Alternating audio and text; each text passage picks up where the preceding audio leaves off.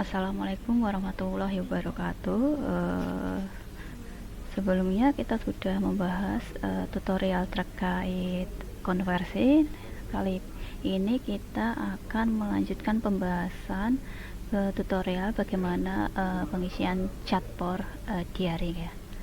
Nah, ini konversi sudah kita dapatkan, hasilnya seperti ini. Untuk selanjutnya, untuk diare kita perlu 3 bahan untuk laporannya, yaitu form konversi tadi, terus kemudian adalah form untuk Pasienkes untuk pelaporan DC Happy, dan master kode Pasienkes. Kita buka terlebih dahulu yaitu form diare untuk Pasienkes. Kita tunggu dulu. Nah, tampilannya seperti ini. Di sheet pertama ini ada home. Di sini menampilkan info dasar, registrasi harian dan bulan. Nanti kita juga akan mendapatkan hasil dari laporan kita, tren kasusnya, grafik capaiannya, dan sebagainya. Nah, di set pertama ini adalah menu-menu yang ada di dalam laporan diare. Untuk selanjutnya, untuk info dasar, kita bisa klik di atas maupun di bawah, terserah bisa. Nah, untuk info dasar adalah tampilannya seperti ini. Ada kolom-kolom yang perlu diisi. Untuk prevalensi ini sudah sesuai Jawa Tengah. Untuk prevalensi diare semua umur 3,6%, sedangkan prevalensi diare balita yaitu 6,5%. Nah, nanti kita mengisinya di kolom ini, kecuali target. Nanti kalau target ini akan ngelink dari bawah. Dan selanjutnya yang perlu diisi nanti yaitu kolom ini, nama desa atau kelurahan, jumlah penduduk, dan jumlah balita. Sedangkan target di sini nanti akan ngelink secara otomatis, rumus. Nah, untuk yang di atas tadi target balita akan ngelink di sini. Untuk pengisian selanjutnya selain info dasar, yang perlu kita isi adalah registrasi harian atau registrasi PISP. Nah, di sini nanti akan ngelink sendiri dari depan. Kita tinggal mengisi di kolom ini. Yang berwarna ungu ini adalah wajib. Ini Jawa Tengah. Ini masih memakai yang lama. Ini seharusnya sudah yang baru. Untuk pengisiannya nanti kita yang butuhkan yaitu di sheet kelurahan dan Pasienkes. Untuk Pasienkes nanti kita cari dari nama kabupaten sama, coba kita cari sama nama Pasienkes. Sebelumnya kita ambil contoh dari Kebasen. Jadi kita cari yang Kebasen di sini.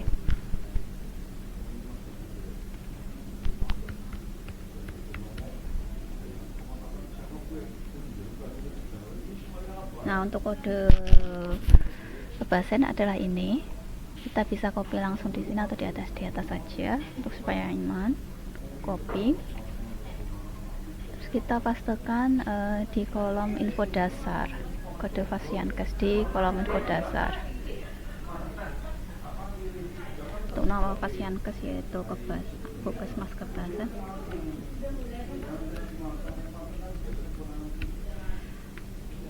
Untuk kabupaten kota Banyumas, Provinsi Jawa Tengah, tahun 2026. Untuk nama pengelola program, misalkan Ana, terus NIK jika ada, nanti penggunaannya memakai petik dulu di atas, misalkan saja ada. Ini kita isi, kalau tidak ada kita kosongkan saja. Selanjutnya yang diisi adalah kepala Puskesmas, nama beserta NIP-nya, dan untuk kolom yang di bawah nama desa ini kita kopikan dari file di Excel file master ini di bagian kelurahan. tadi adalah Kebasen karena ini sudah sebelumnya sudah saya cari. Coba kita akan lihat semuanya. Nah, yang perlu kita cari yang nanti dari nama kabupaten dan kecamatan. Nama kabupaten difilter Banyumas sudah, terus kecamatan difilter Kebasen. Klik OK. Nah, di sini sudah ada nama kelurahan beserta kodenya. Ini kita tinggal kopikan. Ya, setelah kita copy dari file master tadi, maka langkah selanjutnya yaitu dipastekan di sini. Bisa klik kanan, paste value saja agar tidak merubah format. Atau yang settingannya sudah diatur value saja bisa langsung dipastekan. Nah, tampilannya akan seperti ini. Nah, untuk selanjutnya, untuk jumlah penduduk dan jumlah balita, kita kan sudah mendapatkan konversi sebelumnya. Jadi kita tinggal memasukkan data di sini dari konversi sebelumnya. Kita bisa kecilkan layarnya seperti ini agar terlihat. Teman-teman di sini nanti dicocokkan apakah desa tersebut sudah urut apa belum. Kalau misalkan belum, nanti dicocokkan sesuai kolom-kolom desanya. Yang pertama ini ada di sana Bangsa, Karangsari, Randegan, Kaliwedi, Sawangan, Kalisalak, Cindaga, Kebasen, Gambangsari, Tumbiang sama Mandi Rancang. Berarti ini udah urut. Kalau sudah urut seperti ini, langsung bisa kita copy pastekan hasilnya. Untuk jumlah penduduk dari fik penduduk di copy, kita pastekan di sini. Nah, untuk selanjutnya yaitu balita, kita juga copy pastekan sama seperti jumlah penduduk.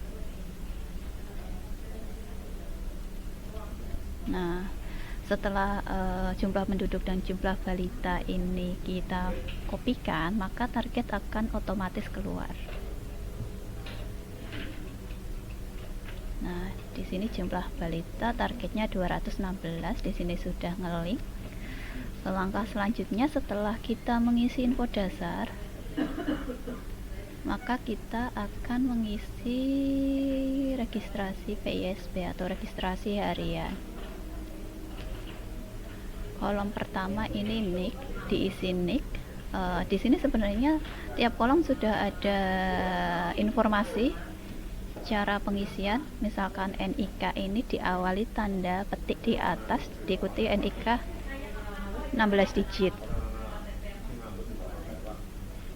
Nah, kita bisa isikan NIK misalkan saja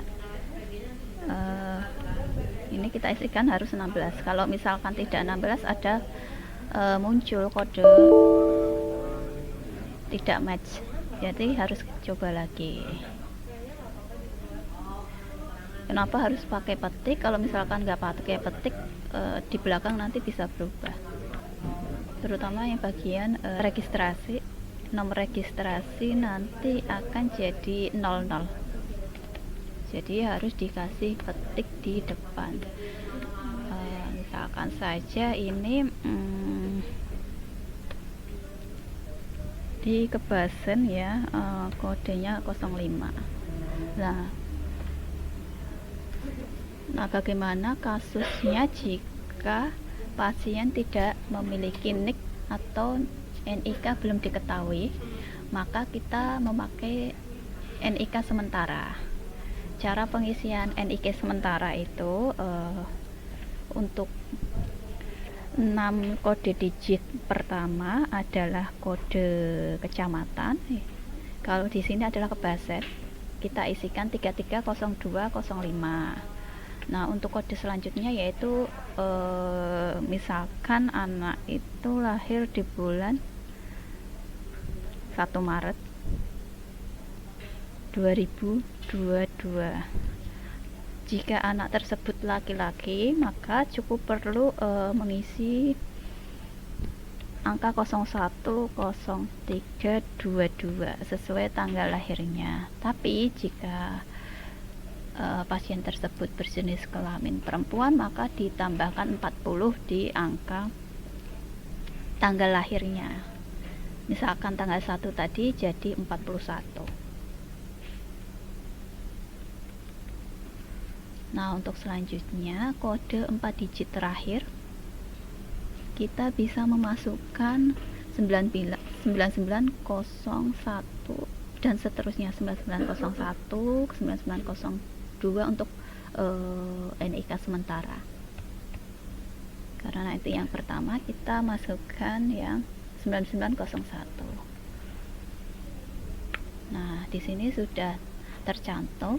Selanjutnya kita pengisian nama penderita, misalkan saja Bagas. Untuk tanggal lahir, cara pengisian di sini sudah ada instruksinya, yaitu tanggal, bulan, tahun, pakai strip. Tadi kita memakai yang 01 03 2022. Ini pemisahan antar tanggal memakai strip. Kita klik OK, akan otomatis menjadi 1 Maret 2022. Atau teman-teman juga bisa mengisikan batasnya memakai garis miring, karena kalau kita mengisikan nanti strip, otomatis juga akan hasilnya garis miring.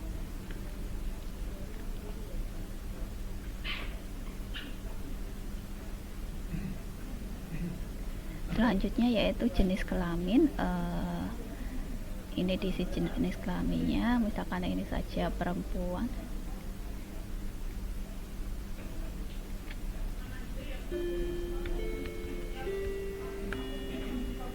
Desa, kelurahan ini sudah ngeling di tempat sebelumnya. Kalau misalkan luar wilayah, di sini sudah ada spetsnya sendiri, luar wilayah. Misalkan saja Randegan, terus nama lengkapnya RT berapa, RW berapa. Randegan RT 01 RW 0 dan sebagainya. Untuk tanggal kunjungan, misalkan saja ini kita pengisiannya bulan Januari, kunjungannya tanggal 6 bulan Januari 2026. Tanggal mulai sakit, misalkan hari sebelumnya.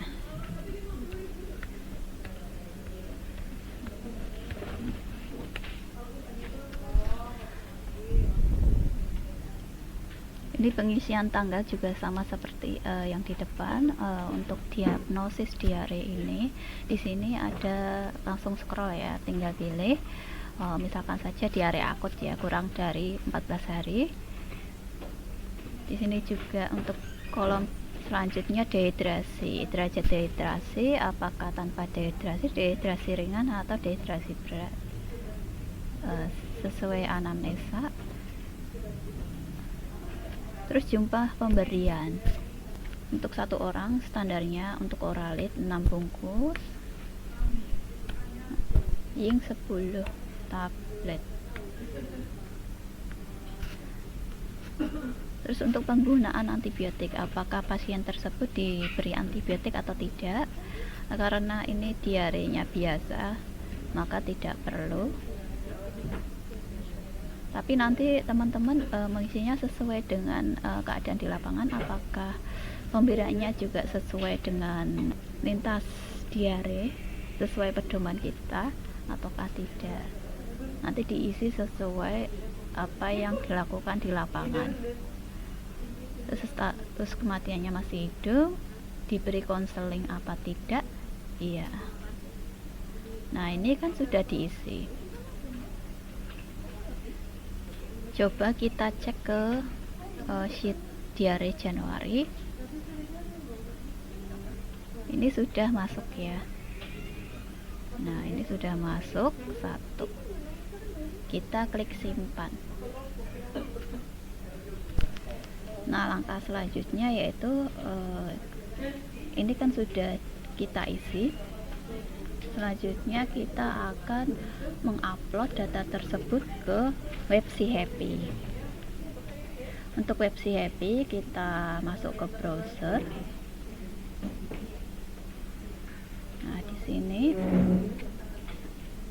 kita klik Happy kepkes.go.id. Untuk username adalah kode Fasiankes. Kita bisa copy dari info dasar.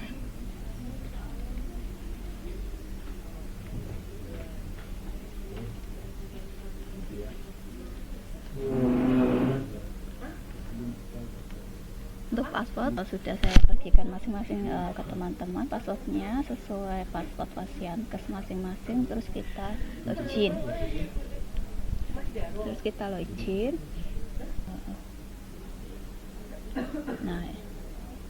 Nah, ini sudah masuk ke webnya.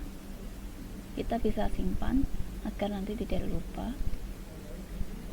Nah, di sini ada beberapa penyakit PISP yang berhubungan dengan pencernaan. Kita pilih yang PISP, yaitu penyakit infeksi saluran pencernaan. Untuk laporan diare, kita klik di sini. Nah, kita masuk ke menu ini, ke dashboardnya. Untuk cara penguploadan laporan diare, di sini kita klik import Excel diare. Jadi nanti kita klik sesuai kebutuhan. Untuk tahun kunjungan adalah 2026. Jenis data, jika nanti kita akan mengupload, maka kita pilih real data. Tapi karena kita ini sedang melakukan testing, jadi testing data.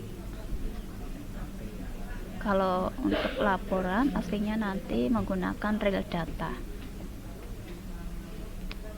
Terus bulan Januari,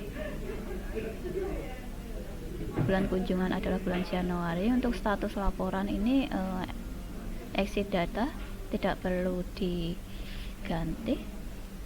Selanjutnya pilih file.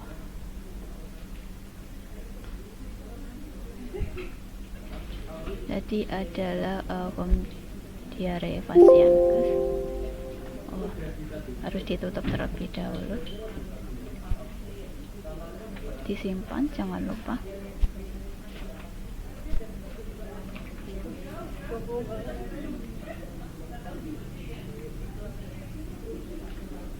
Terus kita klik upload. Kita tunggu prosesnya.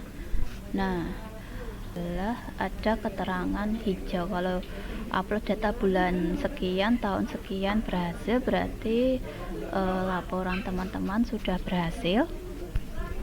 Tapi jika merah berarti ada beberapa yang belum sesuai laporannya, jadi perlu dikoreksi kembali. Nah, setelah mengupload laporan, teman-teman tidak langsung menutupnya, tapi teman-teman harus mengecek di menu absensi dan laporan PISP, memastikan apakah data tersebut sudah masuk apa tidak. Coba yang pertama kita akan cek di absensi diare. Di sini kita sudah tahunnya 2026, terus kita submit. Januari, kalau misalkan berhasil nanti muncul tanda centang. Kalau misalkan masih ada tanda titiknya, kemungkinan checklist yang ada tanda titiknya belum sesuai, jadi nanti diupload kembali. Karena data di sini sudah masuk di absensi, selanjutnya kita cek di laporan PISP apakah angka tersebut sudah masuk ke laporan apa belum. Kita klik laporan PISP, terus klik laporan bulanan. Nah, sudah muncul tampilan seperti ini. Yang kita cek adalah laporan bulan Januari. Untuk tahun sudah sesuai, ini klik bulan Januari, dari Januari sampai Januari, dan kita submit apakah data tersebut tadi sudah masuk apa tidak. Nah, data tersebut sudah, misalkan ada muncul angkanya, berarti datanya sudah masuk, sudah sesuai. Kita cek sampai belakang, kalau sudah masuk berarti datanya sudah terentry ke web. Itu adalah laporan bulanan diare. Di program diare ini selain laporan bulanan juga ada laporan triwulan terkait LROA dan advokasi. LROA adalah layanan rehidrasi oral aktif, atau kalau dulu bisa disebut pojok oralit, sedangkan advokasi ada sosialisasi. Nah, untuk selain laporan bulanan kan ada laporan triwulanan, ada dua, yaitu LROA sama advokasi, diisi tiap 3 bulan sekali. Berarti untuk triwulan 1 nanti diisi pada bulan April, triwulan 2 diisi bulan Juli, triwulan 3 diisi bulan Oktober, dan triwulan 4 diisi bulan Januari tahun berikutnya. Nah, untuk yang pertama ini untuk pengisian LRO, ini ada kolom jumlah LRO, jumlah LRO aktif, jumlah LRO logistik lengkap dan logistik non lengkap. Keterangannya di sini nanti kita inputkan hanya angka 0 atau 1 saja. Untuk jumlah LRO ini yang dimaksudkan apakah di Puskesmas tersebut ada pojok oralit apa tidak. Misalkan ada diisi 1, jika tidak ada diisi 0. Terus langkah selanjutnya untuk kolom kedua, jumlah LRO aktif. Di sini apakah pojok oralit tersebut aktif apa tidak. Misalkan ada tapi tidak aktif, maka diisi 0. Kalau misalkan aktif, maka diisi 1. Misalkan saja ini adalah aktif ya. Terus kolom selanjutnya yaitu jumlah LRO logistik lengkap. Di sini misalkan aktif, pojok oralitnya tersebut logistiknya apakah lengkap apa tidak, apa saja yang harus ada di pojok oralit. Bisa baca panduannya di buku panduan LRO. Teman-teman bisa baca panduan buku LRO di link materi yang ada di deskripsi grup. Misalkan di sini sudah lengkap, ada oralit, cangkir, teko dan sebagainya, maka diisi 1. Jika tidak lengkap, maka diisi 0. Misalkan saja ini logistiknya lengkap di pojok oralit, maka kita isi 1. Untuk kolom 4 ini kebalikan dari kolom 3. Misalkan pojok oralit tersebut logistiknya 3 lengkap, diisi 1, kalau lengkap diisi 0. Di sini karena lengkap maka kita mengisikannya 0. Setelah kita mengentry datanya sesuai di lapangan, maka kita simpan. Nah, data berhasil ditambahkan, berarti ini sudah terentry. Selanjutnya untuk pengisian advokasi di form PISP, terus form advokasi. Ini juga sama, diisi tiap 3 bulan sekali. Di sini yang dimaksudkan advokasi atau sosialisasi ini bukan untuk kasus diare perorangan, tapi untuk komunitas. Jadi ini sosialisasinya untuk komunitas. misalkan saja ada pertemuan balita, kelas ibu hamil dan sebagainya, atau di posyandu, kita bisa sekalian mensosialisasikan terkait diare, misalkan saja pencegahannya, CTPS dan sebagainya. Ini bisa dimasukkan ke dalam sini laporannya. Jadi yang pertama kan ada form frekuensi sosialisasi. Ini berapa jumlah sosialisasi terkait diare pada triwulan pertama, yaitu dilakukan pada bulan Januari sampai Maret. Misalkan saja ada 10 sosialisasi, maka kita isi 10 pada 3 bulan tersebut. Terus untuk kolom jenis advokasi, di sini dimasukkan ada jenis advokasinya apa. Kita bisa mengentrikan tempat dan topik sosialisasi. Misalkan saja ada 10, ini kita bisa banjarkan satu persatu. Apa saja, misalkan 1 tempatnya di Posyandu Komawar, jenis sosialisasinya adalah CTPS.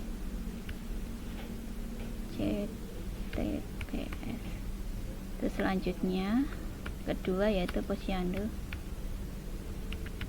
Melati, ini juga CTPS.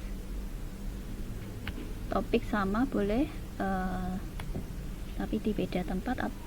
Ini nanti disesuaikan apa yang sudah dilakukan. Terus klik simpan. Nah, di sini data berhasil diproses. Langkah selanjutnya untuk mengecek apakah data tersebut sudah masuk apa belum, kita bisa cek di laporan PSP.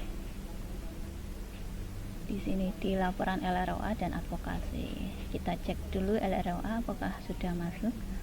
Untuk triwulan pertama submit. Nah, ini sudah muncul hasilnya. Di sini data-data yang kita input tadi sudah masuk untuk triwulan 1. Sekarang kita cek yang laporan advokasi, apakah sudah terinput di web apa belum. Kita submit juga di laporan. Nah, di sini sudah masuk ya, triwulan 1 10 frekuensi. Nah, demikian tutorial terkait chatbot diare di web Si Happy. Kurang lebihnya mohon maaf. Wassalamualaikum warahmatullahi wabarakatuh.